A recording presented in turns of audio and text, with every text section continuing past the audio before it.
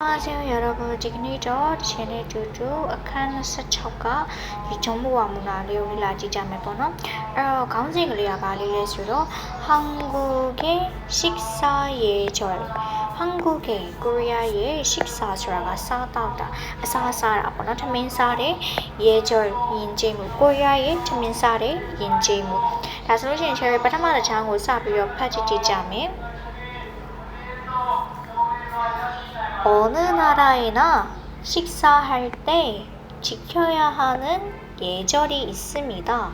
어느 나라에나 어느 수라가 밥의 수의 제배 나라 수라가နိုင်ငံမည်သည့်နိုင်ငံနောက်ကဆိုတော့မှာအဲ့မည်သည့်နိုင်ငံမှာအနောက်ကနာလေးလာပေါင်းပေးရတယ်နာဆိုတာကဒီနေရာမှာတော့မဟုတ်ဖြစ်လို့တွားပြန်တာမျိုးချက်ဘယ်လိုလေးပြန်မလဲဆိုတော့ဘာနဲ့တူသွားလဲဆိုတော့ဒင်းချီနဲ့တွားဆင်သွားရောဖြစ်ဘယ်လိုပြောမလဲ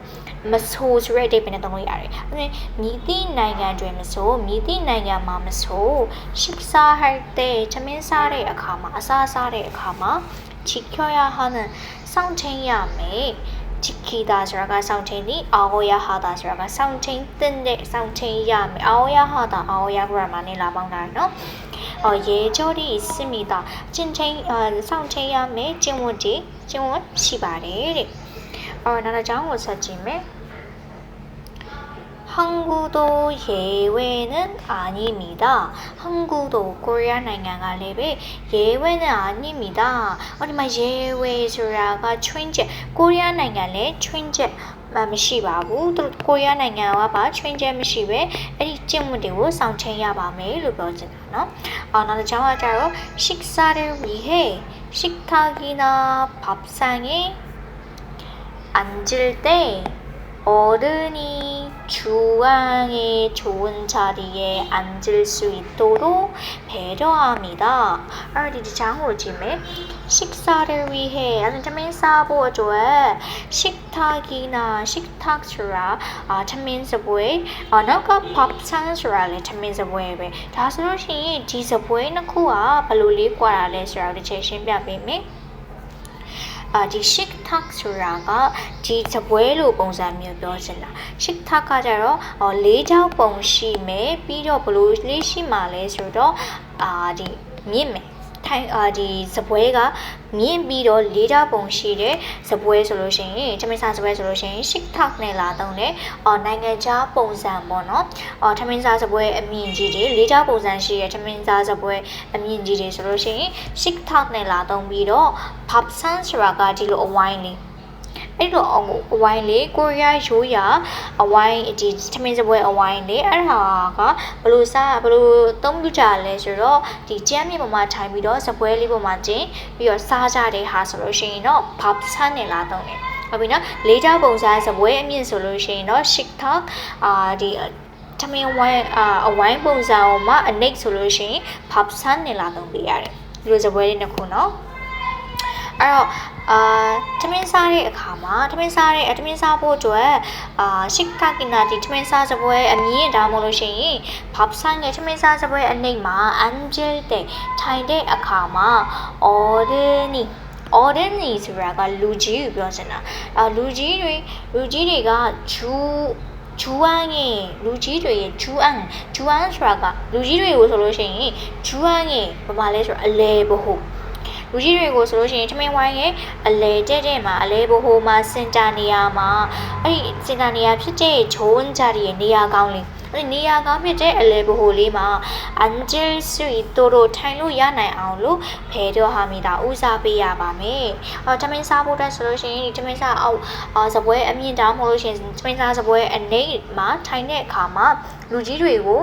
နေရာကောင်းဖြစ်တဲ့ဒီထမင်းစားစပွဲရဲ့အလဲဘဟိုမှာထိုင်လို့ရနိုင်အောင်လို့ဦးစားပေးသင့်ပါတယ်တဲ့နောက်တစ်ကြောင်းကကြတော့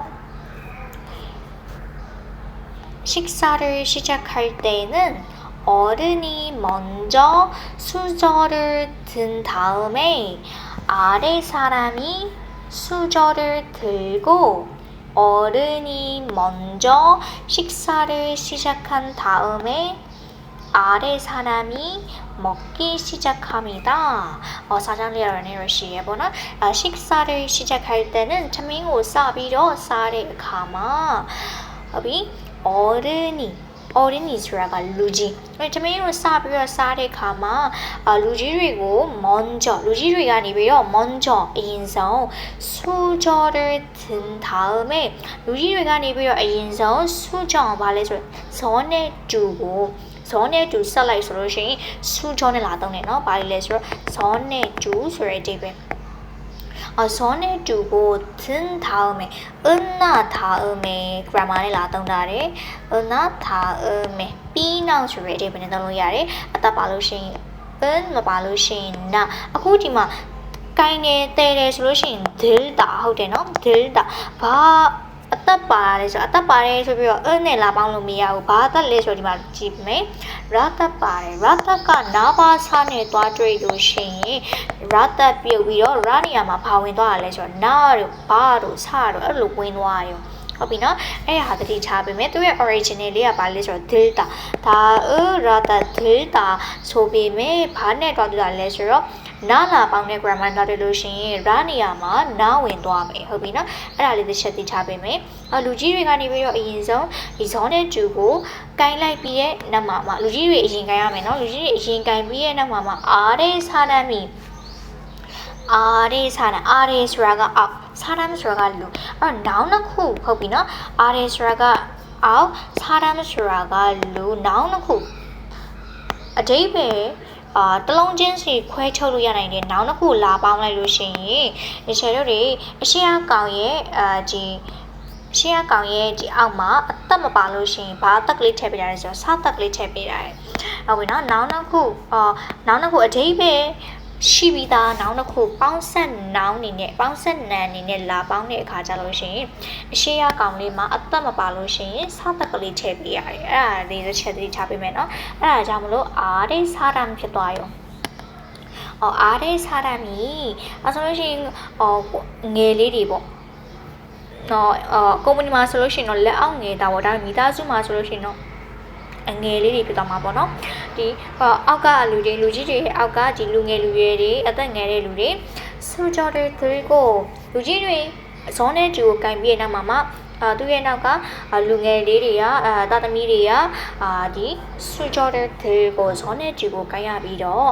어른이လူကြီးတွေက 먼저 အရင်ဆုံး 식사를 시작한 다음에 시작하다 사진이အဲ့မှာ 은나 다음에နဲ့လာပေါင်းတာတယ်အသက်ပါတဲ့အတွက်ကြောင့်မလို့အသက်ပါရင် 은 다음에 မပါလို့ရှိရင် 나 다음에 အခုဒီမှာ 시작하다အသက်မပါတဲ့အတွက်ကြောင့်မလို့ 나 다음에နဲ့လာပေါင်းတာတွေ့ရနော်လူကြီးတွေကအရင်ဆုံးသမင်းကိုစပြီးတော့စားလိုက်တဲ့နောက်မှာအားတဲ့စားရမီအဲ့ဒီလူငယ်လူရဲ့မိသားစုတွေကအငယ်တွေက먹기 시작합니다. 사진고 사진야 말이래. 오늘 장고 사진에 혹시 식사를 먼저 마쳐도 어른이 식사를 끝내기 전까지는 자리에서 일어나지 않습니다. 마지막에 혹시 수라가 if 내주르베 어게유면 식사를 태민사라고 먼저 인서 마쳐도 삐도하라 마치다 수라가 삐따디 수라 이번에 나왔던 거야 마치다ကိုအနေနဲ့ထမင်းစားလို့ပြီးသွားတယ်ဆိုလို့ရှိရင်တော့အရင်ဆုံးအနေနဲ့လူကြီးတွေဖက်ဥပြီးတော့ကိုကထမင်းစားလို့ပြီးသွားတယ်ဆိုလို့ရှိရင်တောင်းတဲ့어른이လူကြီးတွေ식사를ထမင်းစားတာကို끝내기 전까지는လူကြီးတွေထမင်းစားတာပြီးသွားတဲ့အချိန်တိုင်အောင်ထိကို 자리에서နေရာကနေပြီးတော့ 일어나지 않습니다ထသွားလို့မရှားပါဘူးမထသွားပါနဲ့လို့ပြောချင်တာဟုတ်ပြီနော် 일어나다ဆိုတာကထသွားတယ်အဲ့ရထတယ်လို့ပြောအောင်နော်ဒီမှာကျ 자리에서 일어나다ဆိုတာကနေရာကနေချသွားတယ်အနောက်က GN ထားဆိုတော့မလုပ်ရဘူးဆိုပြီးတော့ငင်းလိုက်တာအဲ့ဒီအချိန်ထိလူကြီးတွေထမင်းစားလို့ပြီးသွားတဲ့အချိန်ထိကိုနေရာကနေထသွားလို့ဖြစ်ပါဘူးတဲ့အဲ့ဒီထိရမယ်ရှင်နော်အဲ့ဒီချဲတွေနောက်တစ်ပိုက်ကိုဆက်သွားကြည့်ကြမယ် 식사할 때는 차민살의 가마 포크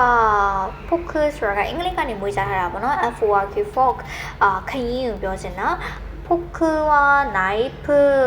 다လည်းအင်္ဂလိပ်ကနေငွေစားထားတာပဲ K-I-F-E knife ကိုပြောချင်တာဓာတ်ကိုပြောချင်တာ